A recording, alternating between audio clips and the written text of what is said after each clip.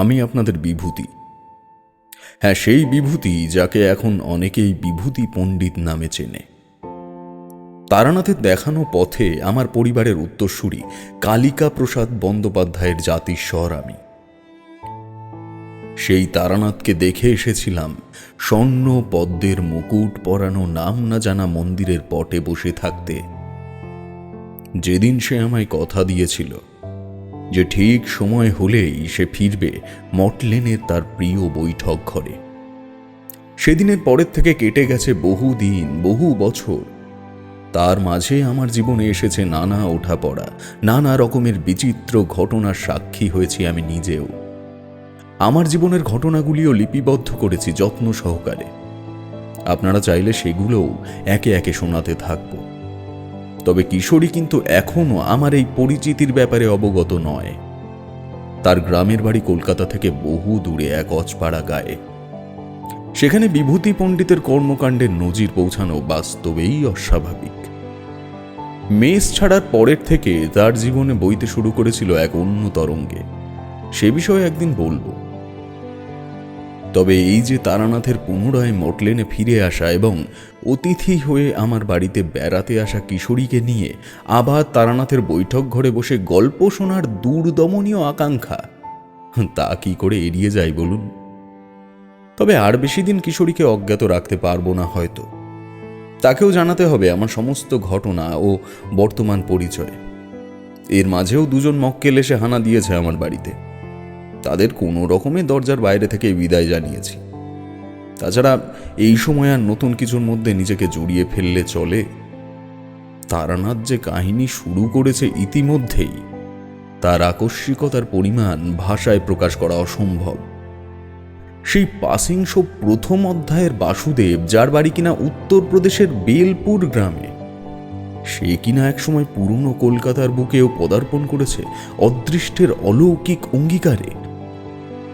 তারানাথ কুঞ্চিত দৃষ্টিতে একবার তার হাতের রুদ্রাক্ষমালার দিকে চাইল, তারপর তা একবার কপালে ঠেকিয়ে আবার বলতে শুরু করল। আপাত বিস্ময়ে জর্জরিত হয়ে বসে রয়েছি হীরারঞ্জনের পাঠানো গাড়ির মধ্যে। প্রকাশ ঘুমিয়ে পড়েছে চালকের আসনে বসে। আমি নিশ্চিত যে যা দেখেছি তা আমার চোখের ভুল নয়। গাড়ির দরজা খুলে বেরোনোর চেষ্টা করতেই প্রকাশ জাগল, বলল, বৃষ্টি কমেছে চক্রবর্তী মশাই? তারপর আমার চোখের দিকে চোখ পড়তেই সে সামনের দিকে তাকালো, বলল, কি দেখছেন? কেউ এসেছে নাকি? আমি চোখের ইশারায় তাকে দরজা খোলার কথা বললাম। প্রকাশ এক মুহূর্ত দেরি না করে গাড়ির থেকে বেরিয়ে এসে আমার দরজা খুলে দিল। আমি কম্পিত বক্ষে গাড়ির থেকে নেমে সামনের দিকে এগিয়ে গেলাম। যে স্থানে বাসুদেবকে দেখেছিলাম সেই জায়গা আবার অন্ধকারে পরিপূর্ণ হয়ে গেছে। কাজেই সামনে কাউকেই আর আবিষ্কার করতে পারছি না। প্রকাশ আসছে আমার পেছন পেছন নিঃশব্দে। কয়েক পা এগোতে না এগোতেই আমাদের ডান দিকের জঙ্গলের ভেতর থেকে শুনতে পেলাম একটি মেয়েলি কণ্ঠের ডাক।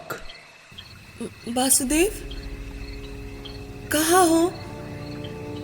आ जाओ, देखो मैं आ गई हूँ।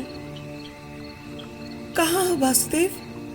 আমার শ্রবণ শক্তি বড় প্রখর।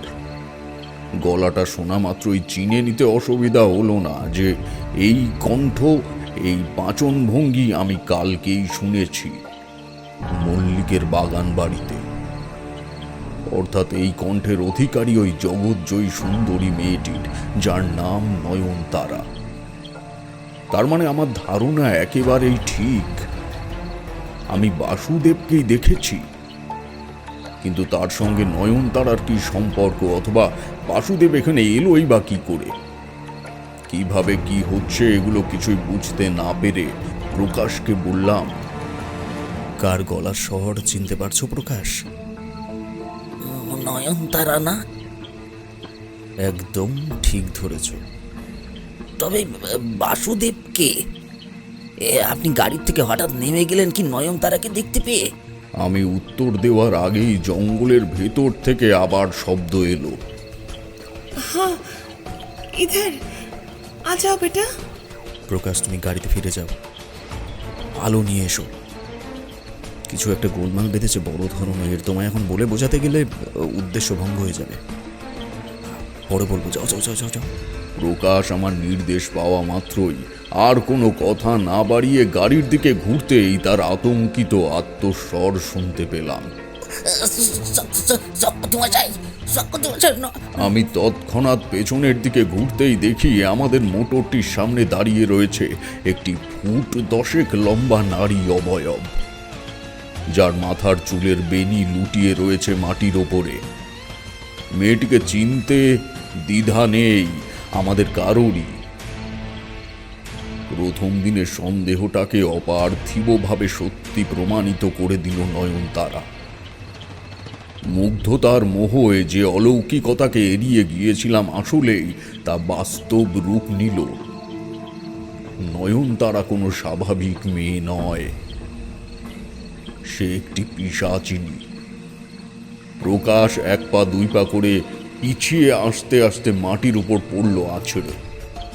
আমি প্রেত তাড়ানোর বীজ মন্ত্র জপ করতে শুরু করেছি মনে মনে, কিন্তু কি আশ্চর্য, সে মন্ত্রের কোনো প্রভাব সম্মুখের বিভীষিকাময় নারীর ওপরে পড়ছে না। মাটিতে লুটিয়ে থাকা বিনুনি আবার আগের দিনের মতন রাস্তার উপরে ঠিক সরীসৃপের ভঙ্গিতে বুকে হাঁটতে হাঁটতে এগিয়ে আসছে প্রকাশের দিকে। ছুটে প্রকাশকে তুলতে গিয়ে দেখি তার শরীর পাথরের মতো শক্ত হয়ে গেছে। ওই শরীরে প্রাণের স্পন্দন নেই। হয়তো সে জ্ঞান হারিয়েছে অথবা পরলোক গমন করেছে আপাত আতঙ্কে, তবে তা নিশ্চিত হওয়ার পরিস্থিতি সেটা নয়। এমত অবস্থায় ঈশ্বরের নাম করা ছাড়া আর কোনো উপায় থাকে না। তবুও সঙ্গীর অমন অবস্থায় কি হাত গুটিয়ে বসে থাকা সম্ভব অথবা পালিয়ে যাওয়া যায়? পড়ে থাকা প্রকাশের দেহের সামনে গিয়ে দাঁড়ালাম। মানসিক শক্তি সঞ্চার করে বললাম, প্রয়োজনে আমায় হত্যা করো, তবু একজন সাধারণ মানুষের প্রাণ নিও না, তার কোনো দোষ নেই। আমার কথার প্রত্যুত্তরে একটা মৃদু হাসি ভেসে এলো সম্মুখের পিশাচিনীর তরফ থেকে। সে হাসিতে স্পষ্ট তাচ্ছিল্যের ইঙ্গিত। আগত কেশ সমষ্টি তখন ঠিক আমার পাদদেশে এসে বিষধর সাপের মতো বুকে ভর দিয়ে আগার অংশটুকু হাওয়ায় ভাসাতে শুরু করেছে। ঠিক তখনই বাসুদেব আমায় আরও একবার বিস্ময়ের ঘেরা টোপে আবদ্ধ করে বীভৎস দর্শন ওই মায়াবী রমণীর সামনে এসে দাঁড়িয়ে পড়ল। তার 2 চোখের দৃষ্টি আমার দিকে স্থির। সে কি আমায় চিনতে পেরেছে? কই, তার চোখের চাহনি বা চেহারার অভিব্যক্তিতে তেমন তো কিছু লক্ষ্য করতে পারছি না। তবে আশ্চর্যজনক বিষয় হলো এটাই যে বাসুদেব এসে দাঁড়াতেই ওই পিশাচিনীর রূঢ়তা গেল থেমে। প্রকৃতির কোন আশ্চর্য দোলাচলে জানি না, চারিদিকটা কেমন যেন নীল আলোয় উদ্ভাসিত হয়ে গেল। কার্য ও কারণের তাৎপর্য বুঝতে না পেরে আমি কিংকর্তব্য বিমূঢ় হয়ে দাঁড়িয়ে রইলাম সামনের দিকে চেয়ে। আমার দৃষ্টি কেমন যেন ঝাপসা হয়ে এলো নিমেষেই। একবারের জন্য 2 চোখ রোগড়ে সামনের দিকে তাকাতেই দেখলাম সেখানে নয়নতারা বা বাসুদেব কেউ আর নেই, বরং দাঁড়িয়ে রয়েছে কয়েকজন লাঠি সোটা সহ লম্বা চওড়া কোতোয়াল। তাদের মধ্যে একজন বলল, সঠিক সময় বাচ্চাটা গিয়ে খবর না দিলে এরা নিশ্চয়ই কোনো একটা গোল বাঁধাতো। নয়ন কাপালিকে ঘ্রাণ শক্তি আছে বটে, আটক করে এই দুটোকে, আর মল্লিকের ছেলেকে খবর দে। চল, এবার আমাদের সাথে চল। কোথায় নিয়ে যাচ্ছ? কোথায় নিয়ে যাচ্ছ আমাদের? ওর শরীরের অবস্থা। আরে রাখ শরীর, তুই চল আগে আমাদের সাথে, চল বলছি, চল। এটুকু বলতে না বলতেই আমার তালুর ওপরে হাতে ধরে থাকা লাঠি দিয়ে বসিয়ে দিল চরম আঘাত। সেখানকার ঘটনা আর কিছু মনে নেই আমার। আরে শুনতে পাচ্ছ? ওঠো, জ্ঞান ফিরল এক অপরিচিত কণ্ঠে। উঠে বসতে গিয়ে টের পেলাম আমার মাথায় অসহ্য যন্ত্রণা করছে। ব্যথা জায়গার উদ্দেশ্যে হাত ছোঁয়াতে লক্ষ্য করলাম সেখানে কাপড় জাতীয় কিছু বাঁধা রয়েছে। কে কথা বলেছে তখনও দেখতে পারিনি, কারণ যেখানে নিজেকে আবিষ্কার করেছি সেটাকে একটা অন্ধকূপ বললে ভুল ব্যাখ্যা দেওয়া হবে না। পঞ্চেন্দ্রিয় কেবল ঠাউর করতে পারছে একটা স্যাঁতস্যাঁতে গন্ধ এবং বিন্দু বিন্দু জল পড়ার টপ টপ শব্দ। কৌতূহলী হয়ে অদৃশ্য ব্যক্তির উদ্দেশ্যে প্রশ্ন করলাম, আমি আমি কোথায় আছি এখন, আর তুমি কে? আমার নাম অম্বিকা আগমবাগীশ, প্রকৃত নাম অম্বিকা ভট্টাচার্য। আমার মাথায় যেন বিদ্যুৎ ঝলকের মতো শিহরণ খেলে গেল ওই প্রথমের পদবি শুনে। তোমাদের আগে বলা হয়নি, তন্ত্র পর্যায়ে আগম পদ্ধতিতে সিদ্ধি লাভ করলে উৎকৃষ্ট সাধকদের আগমবাগীশ উপাধি দেওয়া হয়। আগমতন্ত্রের জ্ঞান থাকলে অন্ধের হস্তি দর্শন হয়, এই কথা তোমাদের আগেই বলেছি। আগমতন্ত্রের সাহায্যেই তোমরা আসার পূর্বে বৃষ্টি থামিয়ে দিতে পারি, অথবা আগত বিরাট কোনো প্রাকৃতিক দুর্যোগের ভয়াবহ প্রভাবকে মৃদু করে দিতে পারি। আর এই শিক্ষা ও বিদ্যা প্রাপ্তির গুরুর সঙ্গে আমার দেখা হলো ওই প্রথম এক অন্ধকার গর্ভগৃহে। ছুরি আগের থেকে বলে দিলাম এই ব্যাপারটা। অবশ্যই জানলেও অসুবিধা নেই, কারণ ঘটনার সঙ্গে এই বিষয়টার যোগাযোগ তেমন নেই। তো যাই হোক, আমি প্রসন্ন হয়ে প্রশ্ন করলাম, ক্ষমা করবেন, আমি আপনাকে তুমি বলে সম্বোধন করেছি। আপনার মতো মহাপুরুষের দেখা পাবো এই গৃহী জীবনে, তা আমার কল্পনাতীত। কিন্তু আমার এক সঙ্গী ছিল আমার সাথে, নাম তার প্রকাশ। সে অসুস্থ হয়ে পড়েছিল, সে কোথায়, বা আমি কোথায় আছি কিছুই তো বুঝতে পারছি না আমি। তাকে বোধহয় ডাক্তারি জিম্মায় অথবা তার মনিবের বাড়িতে পাঠিয়ে দেওয়া হয়েছে। তবে আমাকে ধরে রাখা হলো কেন?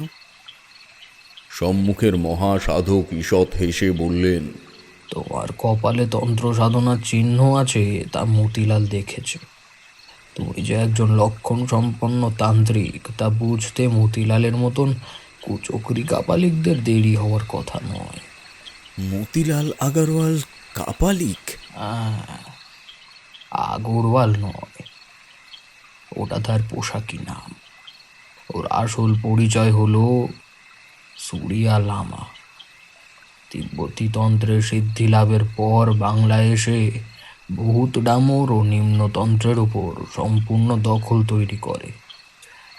ভূত প্রেত পিশাচ এসব কুশক্তিশালী জীবজগৎ ওর আওতায় থাকে সর্বদা। তোমার তন্ত্র শক্তি কেবল পারে বিপদের মোকাবেলা করতে, আর একজন উচ্চ মার্গের কাপালিক পারে অবিশ্রান্ত বিপদকে সৃষ্টি করতে। অর্থলোলুপ বহুরূপী মতিলাল এখন এসে শহরের সমস্ত ধনী ব্যক্তিদের লুটতে শুরু করেছে, শয়তানের ক্ষমতা অর্জন করার পর ষড়যন্ত্র করে। এখন সে এক মহা সাধনায় লিপ্ত আছে, যা সম্পূর্ণ হলে তাকে আর আটকানো কারোর পক্ষে সম্ভব হবে না। তাকে তো আমি গত 3 দিন আগেই রেস কোর্টে দেখেছি। সাধনকালে তো মানুষ মৌন থাকে, তবে সে এইসব জায়গায় অংশগ্রহণ করছে কি করে? তারানাথ চক্রবর্তী, তাই না? হ্যাঁ পণ্ডিত। না না, পণ্ডিত টণ্ডিত কিছুই নই। খুব স্বাভাবিক একজন মানুষ আমি, তোমার মতো। জানার ইচ্ছে ও একনিষ্ঠতা থেকে এই পর্যায়ে পৌঁছেছি। আকাঙ্ক্ষা থাকলে যে কেউ সর্বজ্ঞ হতে পারে, তবে যে হয়ে যায় তাকে উচ্চ শ্রেণীর মনে করার কোনো কারণ নেই। তুমি আমায় অম্বিকা ডাকলেই খুশি হব। আমার বয়স ও তোমার বয়স প্রায় এক। বেশ, আপনার যা ইচ্ছে। ধন্যবাদ। শোনো, জপ করা বা উপাসনাও এক প্রকার সাধনার মধ্যে পড়ে। সেই প্রকার সাধনার জন্য কোনো প্রশস্ত জায়গা বেছে নিয়ে ধ্যানে বসতে হয় না। মতিলাল বিট্টালিনী সাধনা করছে। যে সাধনার সমস্ত ধাপ সে অতিক্রম করে ফেলেছি, বাকি রয়েছে কেবলমাত্র একটি পর্যায়ে। ওই বাচ্চা ছেলেটির সাথে তোমায় দেখা হয়েছে? আপনি কি বাসুদেবের কথা বলছেন? তার সাথে আমার পরিচয় বহু দিনের। আপনাকে বলতে গেলে এখন পুরো ঘটনা শোনাতে হবে। শোনানোর প্রয়োজন নেই। আমি তার বাবা দীনবন্ধুর কাছে তোমার ব্যাপারে সব শুনেছি, কিন্তু তোমার সাথে এখানে এসে দেখা হয়ে যাবে সেটা জানতাম না। মতিলালকে ধরাশয় করার শুধু এখন কাজ নয়, কাল থেকে কৃষ্ণপক্ষ লাগবে, অর্থাৎ কাল রাতেই পড়বে বিট্টালিনীর সামনে বলি। মানেটা কি? অর্থাৎ আমি বলতে চাইছি, এখানে আমরা কিভাবে কি করতে পারি? আমাদের তো করতেই হবে তারানাথ। শহরের যেসব কুচিন্তা সম্পন্ন ধনী ব্যক্তির অর্থ বিপর্যয় ঘটেছে তাদের নিয়ে আমার কোনো মাথা ব্যথা নেই। আমার মাথা ব্যথা বাসুদেব নামের ওই ছেলেটিকে নিয়ে। এই বাসুদেব এখানে কিভাবে এলো? আমি তাকে এখানে দেখে তো বিশ্বাসই করতে পারছি না নিজের চোখকে। কিভাবে যে কি? ধীরে ধীরে চোখ তখন সয়ে যেতে শুরু করেছে। হালকা হালকা আবিষ্কার করতে পারছি তখন সামনের মানুষটিকে। অনুমান করতে পারলাম তার কথায় ভুল নেই। খুব অল্প সময়েই ওই মানুষটি তন্ত্রের গূঢ় বিদ্যা রপ্ত করে ফেলেছে। অন্ধকারেও তার চোখের সাদা অংশগুলি অস্বাভাবিক রকমের উজ্জ্বল। সে বলল, উত্তরপ্রদেশের বেলপুর নামের একটি গ্রামে চলে গেছি হাঁটতে হাঁটতে। এমনি সপ্তাহখানেক আগের কথা। ওই গ্রামে লাগোয়া আরো একটি পাড়া আছে, নাম তার শেওড়াতলা। তুমি ওই অঞ্চলে আগে গেছো তাই বলে বোঝানোর নেই। তো সেই শেওড়াতলা শ্মশানে এখনো ভবঘুরে শ্মশানীদের ভিড় জমে দীক্ষা লাভের জন্য। গতানুগতিকভাবে প্রতি বছর কিছু বিশেষ সময়ে দূর দূরান্ত থেকে মহাসাধকেরা আসেন দীক্ষা প্রদানের জন্য। তো আমি এই খবর পেয়ে সেখানে গিয়েছিলাম। না, ঠিক দীক্ষা প্রাপ্তির জন্য নয়। আমি গেছিলাম ওই সম্পূর্ণ অনুষ্ঠান একবার নিজ চোখে দেখব বলে। তুমিও জানো, ওখানে মহাসাধকের আগমন হলে তিনি বিশেষ কিছু পরীক্ষার মাধ্যমে উত্তীর্ণ একজনকে বেছে নেন। তো দূর থেকেই শুনলাম সাধক প্রথমেই নির্দেশ দিলেন, তোমরা বেশিরভাগই ভোগের লালসা এবং প্রাপ্তির আকাঙ্ক্ষা নিয়ে ঘর ছেড়েছ। একজন প্রকৃত তান্ত্রিক কখনোই ভেলকি দেখানোর ইচ্ছায় সিদ্ধি লাভ করবে না। তবে এসব অনেক পরের কথা। আগের কথা হলো এই, ইতিমধ্যেই এই অঞ্চলের পার্শ্ববর্তী কোনো এক জায়গায় উল্লেখিত বর্ণনার একজন প্রবেশ করেছে। অর্থাৎ যে মানুষের সংকল্প একেবারেই সৎ পথের নয়, তাকে চিহ্নিত করে আমার কাছে এসে জানাও। তার অবস্থান সম্বন্ধে নিশ্চিত করো। যে ব্যক্তি সর্বপ্রথম এই কার্য উদ্ধার করতে পারবে তাকে পরবর্তী পদক্ষেপের দিকে অগ্রসর হওয়ার সুযোগ দেওয়া হবে। আমি ভাবলাম আমিও নিজেকে এই কাজে নিযুক্ত করি। দীক্ষা না হয় আমার হয়েছে, তবে আসন্ন কোনো প্রকার বিপদের খবর পাওয়া গেলে সেখানে কি চুপ করে বসে থাকা যায়? এই ভেবে একদল সন্ন্যাসীর আমিও পিছু নিলাম। বেলা ফুরিয়ে সন্ধ্যা নামলো। গুরুর উল্লেখিত অমন কোনো সন্দেহভাজন ব্যক্তিকে খুঁজে পাওয়া গেল না। সকালে ঠিক করলো সেদিনের মতন আবার শ্মশানে ফিরে যাব। আমিও বাধ্য হয়ে সে পথ ধরেছি। এমন সময় নিকটবর্তী এক গৃহস্থের বাড়ির থেকে চাপা কান্নার শব্দ আমার কানে ভেসে এলো। আমার পথসঙ্গীদের সে ব্যাপারে কোনো ভ্রুক্ষেপ নেই, যদিও না থাকাটাই স্বাভাবিক, কারণ সকলেই রয়েছে অন্য এক অভিপ্রায় নিয়ে। জায়গাটা বেলপুর গ্রামের একদম প্রান্ত সীমায়। আমি কৌতূহলবশত সে বাড়ির উঠোনের দিকে এগিয়ে যেতে একটা আশ্চর্য ব্যাপার অনুভব করলাম। অতি উচ্চ মার্গের শুভ শক্তি কোনো জায়গায় বিরাজ করলে ঠিক যেমন তার আশেপাশের অঞ্চলে একটা মৃদু নীলাভ আলোক অঙ্গীকারে ভরে থাকে, এই বাড়ির আশেপাশেও যেন তেমনই কোনো এক ইঙ্গিত প্রতিফলন হচ্ছে। তন্ত্রে সিদ্ধ সাধক বা সাধিকা ছাড়া এই আলো দর্শনযোগ্য হয় না। সে কারণেই অন্যদের চোখ এড়িয়ে গেলেও এই ব্যাপারটা আমার চোখে ধরা পড়ল। আর একই সঙ্গে মনের ভেতরে কৌতূহল জন্মালো দস্তুর মতো। সদর দরজার দিকে আরো একটু এগিয়ে যেতেই শুনলাম সত্যি বাড়িতে একজন মহিলা কান্নাকাটি করছেন। আমি একটু অপ্রস্তুতভাবেই ডাকলাম, আমি কি এই বাড়ির কর্তার সাথে একটু কথা বলতে পারি? একবার ডাকা মাত্র এক মধ্যবয়স্ক লোক উক্ত ঘরটির দরজার মুখে হন্তদন্ত হয়ে এসে দাঁড়ালেন। তার মুখে দুশ্চিন্তার ছাপ স্পষ্ট, এবং পর মুহূর্তে শাড়ির আঁচলে মুখ চেপে লোকটির পেছন থেকে মুখ বাড়ালেন ক্রন্দনরত মহিলা।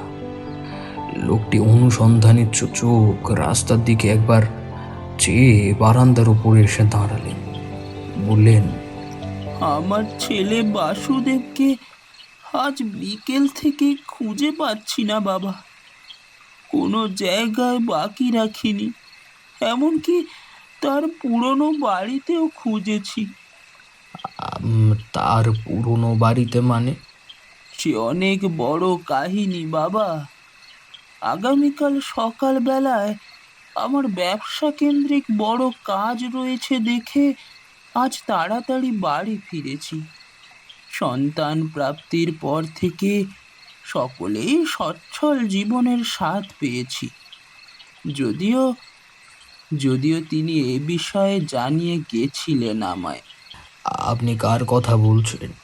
আপনি আপনি শুনবেন সবটা, কিন্তু বাসুদেব।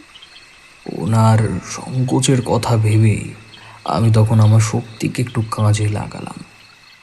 আগমতন্ত্রের 6ম শ্লোক রয়েছে, যে কোনো ভিটে বাড়ির মধ্য প্রাঙ্গণে দাঁড়িয়ে একটি বিশেষ ক্রিয়া করলে বুঝতে পারা যায় যে সে বাড়ির সাথে সম্পর্কিত কোনো ব্যক্তির আসন্ন সময়ের মধ্যে জীবন বিয়োগ সহ কোনো প্রকার কুসম্ভাবনার যোগ আছে কিনা।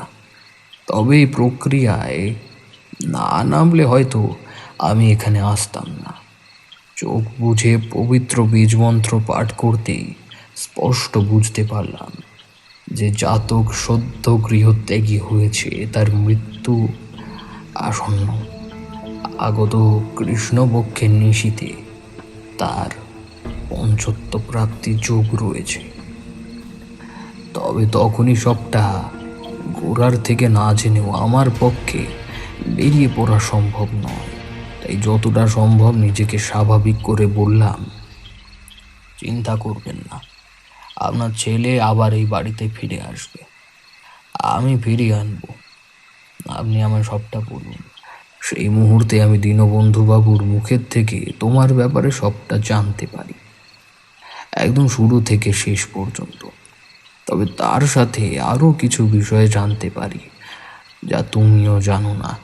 যেমন কি জানতে পারেন?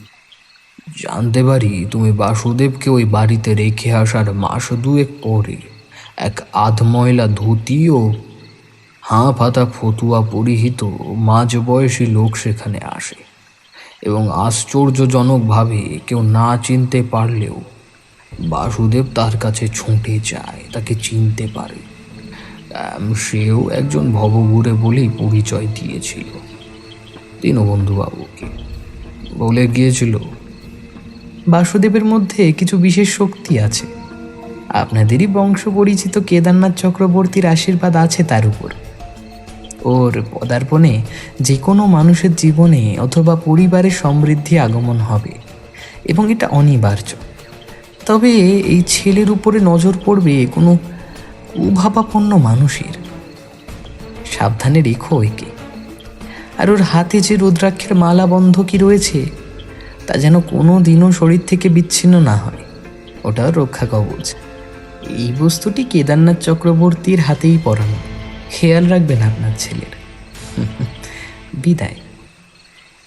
এখানে বলে রাখি, নীল পাহাড়ের গুহায় ছোট ঠাকুরদার সঙ্গে দেখা হওয়ার সেই হৃদয় বিদেহী উদাস মুহূর্তে এমন কয়েকটা ঘটনা ঘটেছিল যা তোমাদের আগে বলা হয়নি, কারণ সেই সময় ওই অবস্থানের বর্ণনা করতে গিয়েই আমার অবস্থা কি হয়েছিল তা তোমরা জানো। তো এই ঘটনাটিও সেই না বলা কথাগুলির মধ্যে একটি। যাই হোক, অম্বিকা আগমবাগিসের মুখে এতদূর শোনার পর আমি একেবারেই বিস্ময়ের ঝড়ে কোণঠাসা হয়ে গেলাম।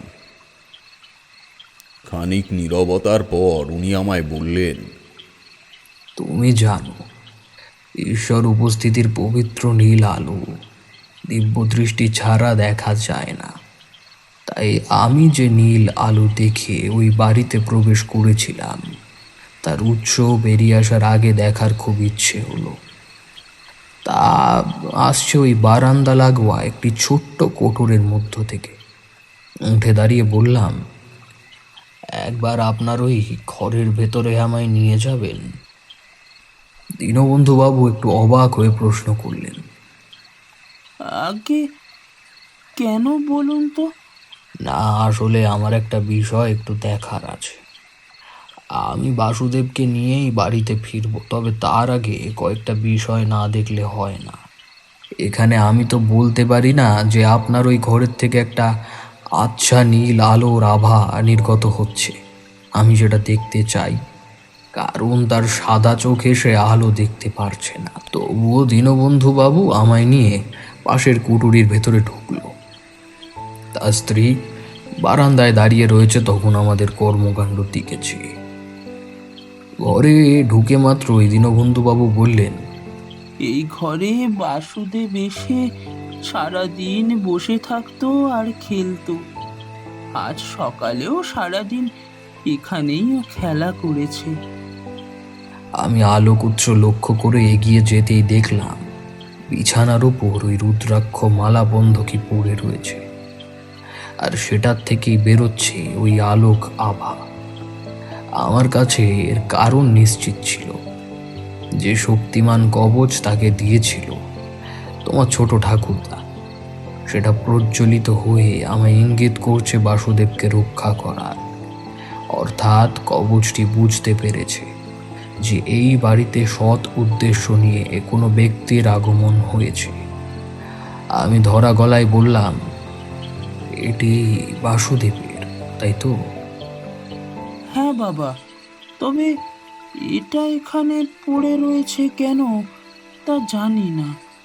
স্ত্রী গেছিল মুরগি ঘরে তুলতে, তারপর থেকে সেও উধাও। কেউ এসেছিলেন দীনবন্ধুবাবু, এখানে এসে সে ষড়যন্ত্র করে আপনার ছেলেটিকে তুলে নিয়ে গেছে। আমি এটাকে নিয়ে যাচ্ছি আমার সঙ্গে। এটা বাসুদেবের হাতে থাকাটা দরকার। আমার পক্ষে আর একটা ফোঁটা দেরি করা ঠিক হবে না দীনবন্ধুবাবু, আমায় অনুমতি দিন। এই বলে আমি বেরিয়ে পড়লাম দ্রুত পায়ে দীনদয়াল জংশন স্টেশনের উদ্দেশ্যে। এই যে অবস্থা নির্বাচন করতে পারছি বাসুদেবের, তাও কিন্তু আগমতন্ত্রের সাহায্যেই। ভবিষ্যতে তুমিও যদি শিখতে পারো তাহলে তুমিও বুঝতে পারবে সংকল্পিত ব্যক্তি কোথায় আছে বা কত দূরে তার অবস্থান। ঠিক যেমন আমরা আসার আগে আপনি বুঝতে পারেন। একদম ঠিক বলেছ। যাই হোক, শুনতে থাকো অম্বিকা আগমবাগিসের মুখ থেকেই। স্টেশনে পৌঁছতেই হলো এক বিপত্তি। আমি সিঁড়ি পেরিয়ে চত্বরে ওঠা মাত্রই হাওড়াগামী ট্রেনটি হুইসেল বাজিয়ে স্টেশন ছাড়তে শুরু করল, এবং আমার শক্তিপ্রাপ্ত দিক নির্দেশক বলছে ওই ট্রেনেই রয়েছে বাসুদেব। কোনো রকমে ছুটতে এক আরোহীর সহযোগিতায় ট্রেনে চাপলাম। আগেই বুঝতে পেরেছিলাম একদম শেষ গন্তব্যে এসেই তারা নামবে, তবে আমার শক্তি ব্যবহারের বারংবার ছেদ পড়ছিল কোনো অদৃশ্য তন্ত্রবরের। তখন বুঝিনি আসল বিষয়টা। ভেবেছিলাম হাওড়ায় নেবেই ওদের পিছু নিতে সক্ষম হব, কিন্তু তাতেও পড়ল বাঁধা। ভিড়ে ঠাসা স্টেশনের মানুষ ঠেলতে ঠেলতে যখন বাসুদেব পর্যন্ত পৌঁছলাম, তখন সে ওই মতিলালের সঙ্গে স্টেশন চত্বর পেরিয়ে নিচে নেমে একটি বিলাসবহুল গাড়িতে উঠে গেছে। আমি কুল কিনারা না পেয়ে পাশের ব্যক্তির কাছে জিজ্ঞেস করলাম ওই গাড়ির মালিকের ব্যাপারে। তখনই জানতে পারলাম বাকি বিষয়টা। তারপর লোক মুখে ঠিকানায় জানতে জানতে এসে পৌঁছালাম তোমাদের এখানে। মতিলাল শুধু বাসুদেবকে নয়, আরও এক পিশাচিনীকে তৈরি করেছে, যার সাথে তোমার সাক্ষাৎ হয়েছে ইতিপূর্বে। তার নাম নয়নতারা। এতদিন পর্যন্ত শহরের সকল ধনী ব্যক্তিদের সম্মোহিত করে তাদের গোপন পরিকল্পনার ব্যাপারে জানান দিয়ে গেছে তার সৃষ্টিকর্তাকে। এখন পুষ্পরঞ্জন মল্লিক নামের এক ব্যক্তির ছেলেকে, অর্থাৎ হীরারঞ্জন মল্লিককে, সে তার মায়ার বাণে বিদ্ধ করতে নিয়োজিত হয়েছে। আমি গত পরশু ওই মেয়েটির পেছন পেছন ওই হীরারঞ্জনের বাগান বাড়ি পর্যন্ত গিয়েছিলাম। এদিকে আমার পেছনে ছিল মতিলালের অনুচরেরা, আর ওইদিকে ছিল পুষ্পরঞ্জনের ক্ষিপ্ত মদ্যপ ছেলে, যে এখন ওই পিশাচিনীর প্রেমে হাবুডুবু খাচ্ছে। যাই হোক, সে বন্দুক নিয়ে এসে আমার উপরে হামলার চেষ্টা করে। আমি কোনো রকমে পালিয়ে বাঁচতে গিয়ে আমারই পেছনে গোপনে লক্ষ্য রাখতে থাকা মতিলালের অনুচরদের হাতে ধরা পড়ি। তারপর এই কারাগার। যদিও এখানে এসে আমার সুবিধেই হয়েছে। অন্ধকার স্যাঁতস্যাঁতে ঘরে কালাবদ্ধীকরণ প্রক্রিয়ার মাধ্যমে জানতে পেরেছি মতিলালের বিট্টালিনীর সাধনার থেকে শুরু করে সমস্ত গূঢ় তথ্য। এটুকু বলে অম্বিকা থামল। আমার শরীরের প্রতিটা ধমনীতে তখন উত্তেজনার আগুন ধরেছে নিরলসভাবে। কি আশ্চর্য ঘটনা ঘটে গেছে ভাবতে পারছো? তার মানে আমি প্রথম দিন গিয়ে নয়নতারার পেছনে যে ব্যক্তির আসার কথা শুনেছিলাম, অর্থাৎ যার উপরে গুলি চলল, সে মতিলালের কোনো লোক নয় বা অন্য কোনো মতলবী পুরুষ মানুষ নয়। সে স্বয়ং অম্বিকা আগমবাগীশ। আর এ ব্যাপারে নিশ্চিত হওয়া গেল ভাগ্যের অমোঘ ফেরে ঠিক তার কারাবাসের সঙ্গে সঙ্গেই আমার আগমন ঘটল এই বিষয়ের মধ্যে। এটাও কি অদৃষ্টের লিখন, নাকি সম্পূর্ণ কাকতালীয় হিসেবে ধরে নেওয়া যায়? আমি প্রশ্ন করলাম। আচ্ছা, বাসুদেব এর মধ্যে জড়িয়ে পড়ল কিভাবে, বা ওকেই কেন মৃত্যুপণ দিতে হবে? অম্বিকা আগমবাগীশ চোয়াল শক্ত করে বললেন, বাসুদেবের মধ্যে যে শুভ লগ্নের বীজ রোপণ করে দিয়ে গেছেন কেদারনাথ চক্রবর্তী, তা একমাত্র হরণ করা যাবে ওর প্রাণ নিয়ে নিলে। আর এমন লক্ষণ সম্পন্ন জাতক বা জাতিকার দেহর থেকে যদি ওই বীজ উচ্ছেদ করে মা বিট্টালিনীর ভোগ হিসেবে অর্পণ করা যায়, তাহলেই সেই সাধক সর্বোত্তর শক্তি অর্জন করে ফেলে দেবীর কাছ থেকে। দুষ্কর্ম হোক বা ভাগচক্র, সমস্ত ক্ষেত্রে তার বিজয়ী তকমা আজীবনের জন্য নিশ্চিত হয়ে যায়। আর কাল রাত্রেই হবে সেই মহাপ্রলয়ের ক্ষণ। কাল রাতে ওই মতিলাল বসবে হাঁড়ি কাঠের সামনে বাসুদেবকে নিয়ে। এর জন্যই সে আমাদের বন্দি করেছে তারানাথ। তার ক্ষমতা কম নয়। সে চাইলেই মানুষের মনের ভেতরে প্রবেশ করে তার মানসিক প্রবৃত্তির খবর নিয়ে নিতে পারে নিমেষেই। যা আমিও পারি, তবে আমার তাতে প্রমাণ ক্ষণিক সময় লাগে। তবে তোমার মধ্যে তন্ত্র সাধনার লক্ষণ আছে ঠিকই, তবে এখন তা অস্পষ্ট হয়ে গেছে।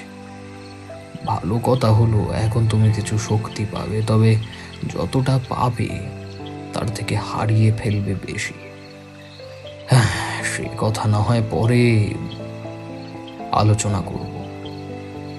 কিন্তু তারানাথ, এর পরের থেকে যা করার তোমাকেই করতে হবে, কারণ সুরিয়া লামা হরফে মতিলাল বুঝে গেছে আমি ছাড়া পেলে তার এই কর্মকাণ্ড কোনোদিনও সফল হবে না।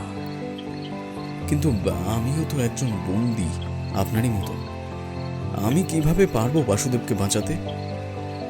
অম্বিকা আগমবাগীশ তার ফতুয়ার কোণের থেকে মুড়ে রাখা একটা বস্তু বের করে হাতে নিল, এবং হাতে নেওয়া মাত্রই তার দৃষ্টিগোচর হলো একটু অন্যরকম ভাবে। যে জিনিসটি হাতে নিয়েছে তা ওই রুদ্রাক্ষ বন্ধনী।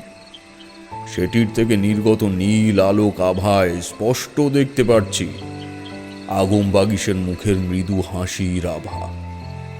উনি বললেন, তুমি এটা নিজের হাতে বেঁধে নাও তারানাথ। তোমার পরিবারের পবিত্র মুক্তি তরঙ্গ ছুটেছে এই প্রত্যেকটি ফলে। পড়ার পর দেখবে কিছু পরিবর্তন হয় কিনা। আমি অম্বিকা আগমবাগীশের কথা অনুযায়ী তাই করলাম, এবং সেই রুদ্রাক্ষ আমার হাতে ধারণ করা মাত্রই যে অলৌকিক ব্যাপার ঘটে গেল আমার সঙ্গে, তা বর্ণনা করলে বলবে আমি হয়তো বৃদ্ধ বয়সে ভুল বকছি।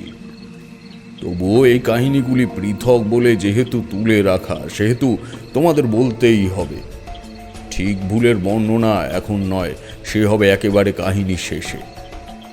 তো যাই হোক, ছোট ঠাকুরদার দেওয়া রুদ্রাক্ষ বন্ধনী হাতে পড়তে আমার ভেতর থেকে একটা আশ্চর্য অনুভূতি হলো। প্রথম অংশে খানিকটা মাথার যন্ত্রণার সাথে এই সামনেটা দপ করে আলো নিভে যাওয়ার মতন অন্ধকার হয়ে গেল। কতক্ষণ পর চোখ খুললাম বা জ্ঞান ফিরল জানি না। নিজেকে আবিষ্কার করলাম একটা বৃষ্টি ভেজা ঘন জঙ্গলের মধ্যে। সদ্য মেঘ কাটা জ্যোৎস্নার রূপালী আলোয় ধুয়ে যাচ্ছে চারিদিক। আমি ডাকলাম, আগমবাগীশ, আগমবাগীশ, আপনি আছেন? আপনি আছেন কি? কোনো সাড়া পেলাম না। তখনই চোখ পড়ল আমার হাতের রুদ্রাক্ষ বন্ধনীর দিকে। আমার কবজির উপরে কেমন আষ্টে পৃষ্ঠে চেপে বসেছে যেন সেটি। বুক ভরা কৌতূহল ও বিস্ময় নিয়ে সেদিকেই তাকিয়েছিলাম অবাক হয়ে। ঠিক তখনই আমার মাথার ওপরের গাছের শাখা প্রশাখায় একটা অশান্ত খসখসে শব্দ হলো। আমি কিঞ্চিত সরে এসে ওপরের দিকে তাকালাম। পরক্ষণেই ওপর থেকে লাফ মেরে আমার সামনে এসে পড়ল সেই হনুমানটি, যার নির্দেশনায় আমি ছোট ঠাকুরদার অধিষ্ঠান করে রাখা নীল পাহাড়ের ওই গুহায় পৌঁছেছিলাম। তবে কি এখানেও অমন কিছু মারাত্মক ঘটতে চলেছে? আর কোথায় গেলেন অম্বিকা আগমবাগীশ? আমিই বা চলে এসেছি কোথায়? এ কোন জায়গা? বাসুদেবকে রক্ষা করার সঙ্গে কি জড়িত সমস্ত কিছু? হনুমানটি ঠিক আগের মতোই আমার ডান হাত ধরে ঈষৎ পদাঙ্ক অনুসরণের ইঙ্গিত দিয়ে আমার থেকে কিছুটা জঙ্গল কেটে এগিয়ে গিয়ে ঠিক মনুষ্য ভঙ্গিতে মাথা ঝাঁকিয়ে আমায় এগোতে বলল।